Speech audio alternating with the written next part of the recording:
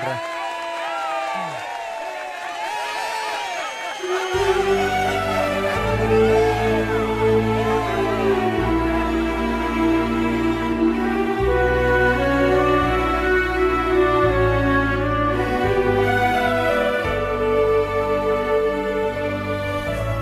Uncle, நீங்க தோத்தது எங்களுக்கு எவ்வளவு ஷேம் ஆயிடுச்சு தெரியுமா? செல்லம், அங்கிள் தோக்கலடா, அவங்க தோத்துற கூடாதுன்னு விட்டு கொடுத்துட்டாரு. நம்ம பவர் எனக்கு தெரியாதா?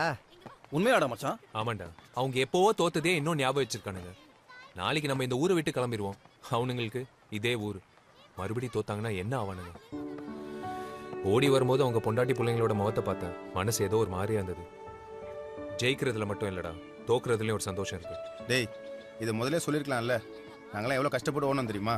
சாரிடா. நீ ஏன்டா சாரி கேக்குற? கத்திரி வேண்டிய என் குடும்பத்தை சேர்த்து வச்சிருக்க. ஆக்சுவலா நான் தானே உனக்கு தேங்க்ஸ் சொல்லணும். உண்மையா சொல்ல போனா மியூச்சுவல் டிவோர்ஸ் கொடுக்கறேன்னு சொன்னதால தான் நான் இங்க வந்தேன். இங்க வந்த பிறகு உங்களால என் மனசே மாறிடுச்சு. மச்சான், ஒரு உண்மையான ஃப்ரெண்டு கூட இருந்தா எவ்வளவு பெரிய பிரச்சனையும் ஒண்ணு இல்லைன்றதை புரிய வச்சுட்ட. தேங்க்ஸ்ரா. உண்மையான ஃப்ரெண்ட்ஷிப்கான அர்த்தமே எதையும் மறைச்சு வைக்காம பழகிறது தான். உன் பிரச்சனை என்கிட்ட மறைச்சதுல உன் மேல எனக்கு வருத்தம்டா. சாரிடா. சாரி டாடி, நானும் உங்க எல்லார்கிட்டயும் ஒரு விஷயத்த மறைச்சிட்டேன்டா. டியூட்டில சஸ்பெண்ட் ஆகி ஜெயிலுக்கு போய் இப்பதான் பெயில வந்திருக்காரு. நாங்க ஊருக்கு போனதும் பெயில் முடிஞ்சிடும். மறுபடியும் இவர் ஜெயிலுக்கு போகணும். ஜெயிலா? ஏண்டா? என் டிஸ்ட்ரிக்ட்ல ஒரு பார்மசூட்டிக்கல் கம்பெனி சப்ளை பண்ண காலாவதியான மருந்துகளை சாப்பிட்டு நூற்றுக்கணக்கான குழந்தைங்க ஹாஸ்பிட்டல் அட்மிட் ஆனாங்க. அதில் பாதி பேருக்கு மேலே உயிர் பிழைக்கல. காலாவதியான மருந்தை சப்ளை பண்ண அந்த கம்பெனியோட குடோனை மூடி சீல் வச்சேன். ஐயோ சார், இது யார் குடோன்னு தெரியாம அனாவசியமா சீல் வச்சுட்டு போறீங்க, அப்புறமா வருத்தப்படுவீங்க. யோ, எவன் ஓனரா இருந்தா எனக்கு எக்ஸ்பயர் ஆன மருந்து ஊரெல்லாம் சப்ளை பண்ணி ஏகப்பட்ட பேர் உயிருக்கு போறாங்க. உயிர்னு இருந்தா போதானே சார் செய்யும். இதெல்லாம் பார்த்தா நம்ம தொழில் பண்ண முடியுமா? உங்களுக்கு என்ன வேணும்னு சொல்லுங்க, முதலாளி கிட்ட சொல்லி அரேஞ்ச் பண்றேன். ஏய், இதுக்கே உன்னை தூக்கி உள்ள போட முடியும். நாளைக்கு டெல்லியில டீம் வருது. இன்ஸ்பெக்ஷன் பண்ண அப்புறம் நீயும் முதலாளியும் சேர்ந்து கழிவு. மறுநாள் டெல்லியில இருந்து அந்த டீம் வந்திருந்தா அவன் மாட்டியிருப்பான். எங்க உங்களுக்கு எகென்ஸ்டா நான் ஆக்ஷன் எடுத்துற போறேன்னு பயந்து. வணக்கம் ஐயா, ரொம்ப கஷ்டப்படுறேன் ஐயா. எங்க கோட்டால ஏதாவது வேலை ஏற்பாடு பண்ணுங்க ஐயா. திட்டம் போட்டு என்ன லஞ்ச கேஸ்ல மாட்டி விட்டுட்டாங்க. ஐயா, லஞ்சம் கேட்கிறாருங்க ஐயா.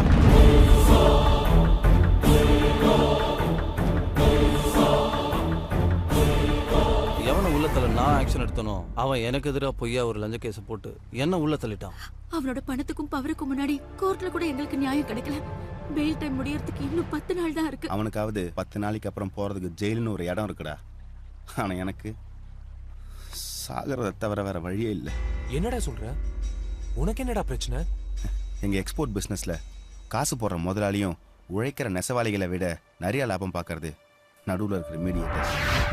அவங்களுக்கு வேஸ்டா போற காசு உழைக்கிறவங்களுக்கு போகட்டுமேனு நானே டைரக்டா ஒரு ஆர்டர் எடுத்தேன். இனிமே தான் உண்மையான லாபத்தை பார்க்க போறீங்க. தம்பி, எங்க வீடு நகை எல்லாத்தையும் அடக வச்சு பண்ணிருக்கோம். உங்களை நம்பி தான் ஒப்படைக்கிறோம். கவலைப்படாதீங்கண்ணே, நான் பார்த்துக்கிறேன். 400 பேருடைய 6 மாச உழைப்பு எல்லாத்தையும் ஒரு குடோன்ல ஏற்றி வச்சிருந்தேன்.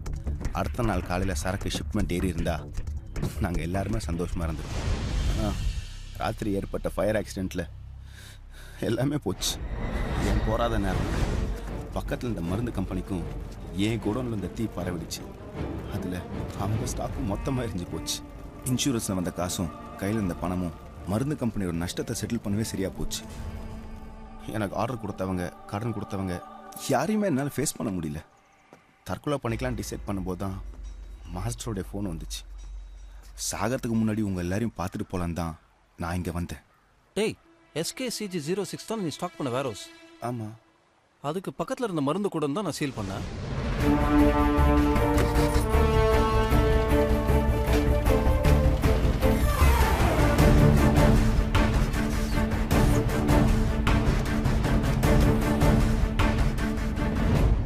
அவன் ஸ்டாக்கை கொளுத்துனா மட்டும்தான் அவனால் தப்பிக்க முடியும். ஆனா அதை மட்டும் கொளுத்துனா மாட்டிப்போம் தான் உன் ஸ்டாக்கையும் சேர்த்து கொளுத்திருக்கான். நீ ஒரு சப் கலெக்டர் தானே, உன் பவர் யூஸ் பண்ணி அவன் மேல ஆக்ஷன் எடுத்துக்கலாம். என்ன மாதிரி 1000 ஆபீசர் வந்தாலும் அவனை ஒன்றும் பண்ண முடியாது.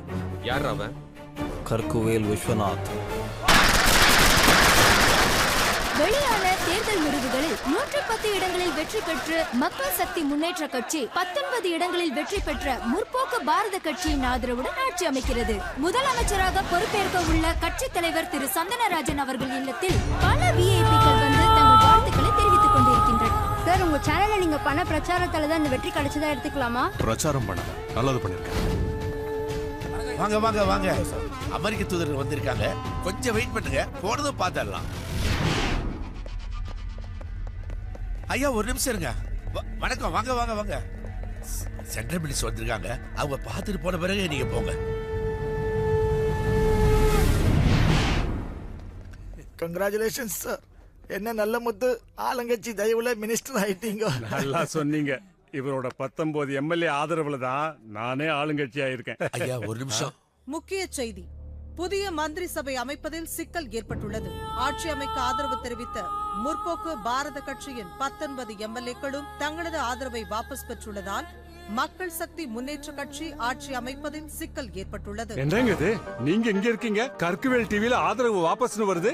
அதான் தலைவரே, என்னன்னு தெரியல, இருங்க விசாரிச்சுட்டு வரேன். ஹலோ, அப்படியா? எங்கயா அவங்க போனவங்க ஆளைய காணோம். அவங்க அப்படியே போயிட்டாங்களா தலைவரே?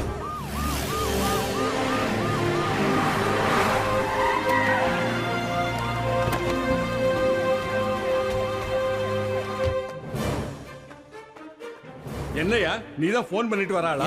என்ன பண்ண சொல்றீங்க? கட்சிக்கு பேரு கொள்கையை மட்டும் தான் நான் கொடுத்தேன். கோடி கோடியா பணத்தை கொடுத்து சேனல் மூலமா கட்சியை வளர்த்ததே அவர்தான். கற்குவேல் சாரை பார்க்கணும்னு சொல்லுங்க. நீங்க வீட்ல இருந்து புறப்படும் போதே சாருக்கு அதுக்கு நியூஸ் போயிடுச்சு. ஹலோ, ராஜ்பவனா? இப்ப எதுவும் சொல்ல முடியாது, 1 hour கழிச்சு கால் பண்ணுங்க. இங்க பாரு, காலையில சாப்பிடவே இல்ல, வயிறு பசிக்கு, ஏதாவது ஆர்டர் பண்ணுங்க சாப்பிடுவோம். யோ, இது ஹோட்டல் ராஜ்பவன் இல்லையா? கவர்னர் ஆபீஸ்ல இருந்து போன். ஏற்கனவே அவர் பயத்துல வந்திருக்காரு, இதுல நீ வேற பீதியை கிளப்பிட்டு.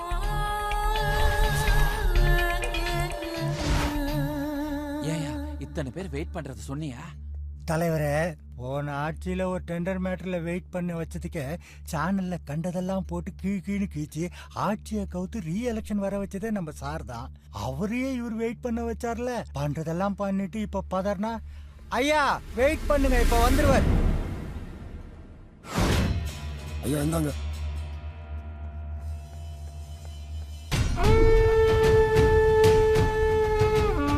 இத நேர்ல கொடுத்து விஷ் பண்ணதான் நான் அங்க வந்தேன். இத வாங்கத்தான் உங்க வீட்டுக்கு என்ன வர வச்சிட்டீங்களே? வீட்டுக்கு வர வைக்கல, என் வழிக்கு வர வச்சேன்.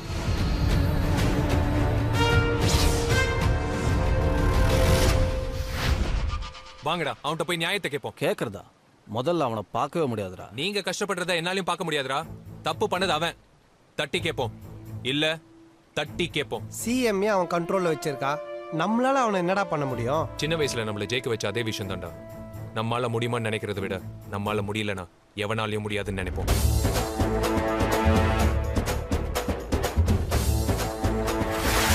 என் ஃப்ரெண்ட்ஸ் மேல கை வச்சா என்ன ஆகும்னு கற்கவேல் விஸ்வநாத் காட்டுறேன்.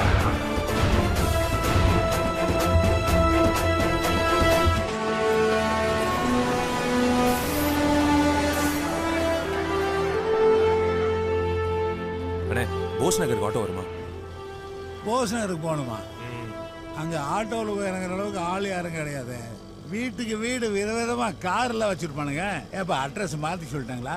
அட்ரஸ் எல்லாம் கரெக்ட் தான். அங்க கற்கவேல் விஸ்வநாத்தோட வீட்டுக்கு போகணும். அதுதானே கேட்டேன். என்னப்பா அங்க வீட்டு வேலைக்கு ஆள் எடுக்கிறாங்களா? ஏங்க நான் ஏங்க அவன் வீட்டுக்கு வேலைக்கு போகணும்? அவன் தான் எனக்கு கொஞ்சம் காசு கொடுக்கணும். என்னது, அவரு உனக்கு காசு தரணுமா? ஏப்பா கேட்கறவ கேட பயலா இருந்தா மாடு மாருதிக்கார ஓட்டும்பாங்க. அந்த மாதிரி எழுத படிக்க தெரியாத ஆட்டோக்காரன் தானு அளந்து உரியா நீ? சத்தியமா காசு தரணும். அட சும்மா இருப்பா, மெட்ராஸ்ல முக்காவாசி இடம் அவருது. 10க்கு 10-15 கப்பலை வேற வாங்கி விட்டு கடலையே கான்ட்ராக்ட் எடுத்திருக்கா. அந்த ஆளு உனக்கு காசு தரணுமா? நல்ல ஆளுப்பா நீ. தம்பி, நீ தேடி வந்த வீடு இதுதான், உள்ள போ. அவன் பணம் கொடுக்கணும்னு சொன்னா நம்பலல, நீங்களே நேர்ல வந்து பாருங்க. அடுத்த வாரம் ஃபோன் பண்ண சொல்லிருக்காரு, நீங்க எனக்கு பண்ணுங்க, நான் பாத்துக்கிறேன். Okay okay. வாங்க வாங்க. யோ யோ யோ, நீ எங்க உள்ள போற? சாரை பார்க்கணும். அப்பாயின்மெண்ட் இல்லாம அவர் யாரையும் பார்க்க மாட்டாரு. வேணும்னா உன் பேரை எழுதி கொடுத்துட்டு 5-6 மாசம் கழிச்சு வா, சொல்றேன். நீ எப்ப பார்த்த? நான் டெய்லி தான் பாக்குறேன். அப்பாயின்மெண்ட் இருக்கா? இல்ல. நீ மட்டும் அப்பாயின்மெண்ட் இல்லாம தினம் பார்க்கலாம், நான் ஒரு தடவை பார்க்க கூடாதா? என்ன லூஸ் மாதிரி பேச? யார் loose? I am MGR from CBI. சிபிஐயா? சொல்ல கூடாதா சார்? உள்ள போங்க சார். ஏன் சார் இவருனா ஹை அபிஷியலா மார்வேஷத்துல இருக்காரு? அடேங்க அப்பா. தம்பி, உன் புண்ணியத்துல தான் இந்த மாதிரி வீட்டையெல்லாம் பார்க்கவே முடியுது. ஊருக்குள்ளதான் வீடு இருக்கும், இங்க வீட்டுக்குள்ள ஒரு ஊரே வச்சிருக்கான்.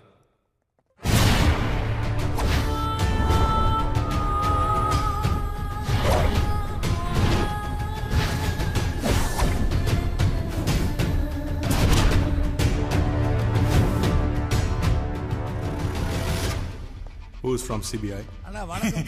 இவர் தான் sir. See, mister. I want to speak to your superior. நீங்க சவுத் டிவிஷனா இல்ல சென்ட்ரல்ல இருந்து வரீங்களா? சென்ட்ரல்ல இருந்து வரேன். 8 மணி ட்ரெயின். 8 மணி ட்ரெயினா? ஆமாங்க, நம்ம சவாரி தான். சவாரியா? சிபிஐன்னு சொன்ன? நீங்க இந்த மலையாள படத்துல மம்முட்டி சார் அடிக்கடி சிபிஐ வருவாரே, அந்த சிபிஐ நினைச்சீங்களா? அப்போ நீ? இது cable business of India, CBI. ஊர்ல 1400 கனெக்ஷன் இருக்கு. அதுல உங்க சேனல் தான் நம்பர் 1. முக்கியமா 10 மணிக்கு தாலிபாகியம் சீரியல் சூப்பர் சார். ஐயோ, கனெக்ஷனை மாத்தி கொடுத்துட்டோம் போல இருக்க. ஏன் ஒரு நிமிஷத்தோட வேல்யூ தெரியுமாடா உனக்கு? உன்னால எனக்கு 2 நிமிஷம் வேஸ்ட். சார் 2 நிமிஷம் வேஸ்ட் ஆனதுக்கு எப்படி ஃபீல் பண்றீங்களே? உங்களால என் 2 ஃப்ரெண்ட்ஸ் வாழ்க்கையே வேஸ்டா போச்சு. என்ன பாக்குறீங்க? உங்க மருந்து கம்பெனிக்கு சீல் வச்சிருவான்னு பயந்து லஞ்ச கேஸ்ல உள்ள தூக்கி வச்சிங்களே சப் கலெக்டர், ஞாபகம் இருக்கா? அவன் என் ஃப்ரெண்டு. சாட்சியை மறைக்கிறதுக்காக உங்க கோடவுன் எரிக்கும் போது பக்கத்து கோடவுன் சேர்த்து எரிச்சியே, அதுல பாதிக்கப்பட்டதும் என் ஃப்ரெண்டு தான். உன்னால அவனுக்கு 52 லட்சம் ரூபாய் லாஸ். இப்ப நான் வந்துட்டு போன செலவு 2500. தம்பி, நம்மளுக்கு ஒரு 150 ரூபா. மொத்தமா 52,02,650 ரூபா. செக்கா கொடுக்குறியா கேஷா கொடுக்குறியா? வெளியே போடா. சாரி சார், பணத்தை வாங்காம நான் போக மாட்டேன். என்ன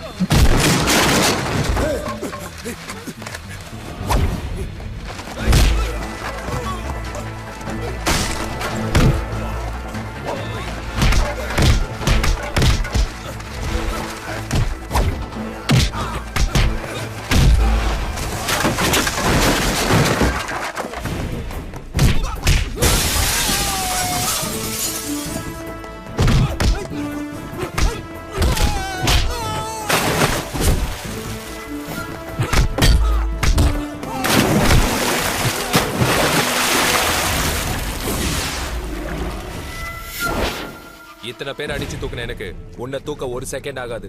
பணம் கைக்கு வர வரைக்கும் நீ பத்திரமா இருக்கணுமே தான் உன்னை விட்டு வச்சிருக்கேன். நீ கேட்கிற பணம் என் கால் தூசிக்கு சமம். ஆனா இந்த அளவுக்கு ஆனதுக்கு அப்புறம் ஒரு நயா பைசா கூட தர மாட்டேன். முடிஞ்சதை பாத்துக்க. சண்டைனா சண்டை, சமாதானம்னா சமாதானம்.